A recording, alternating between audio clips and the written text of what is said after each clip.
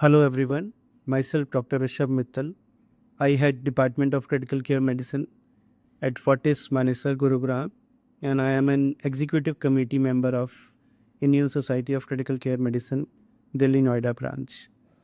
I congratulate branding pioneers and Mr. Aniket for revamping and developing ISCCM Delhi website, and he has done a lot of work. He has made a lot of effort.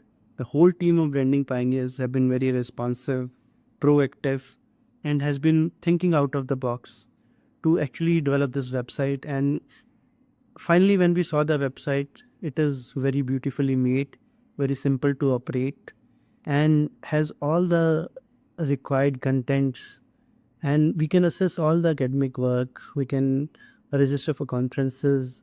We can assess our journals. We can know about ISCCM Delhi Noida branch since its inception, and whatever changes actually we wanted them to make, they have done it very beautifully and in a time bound manner.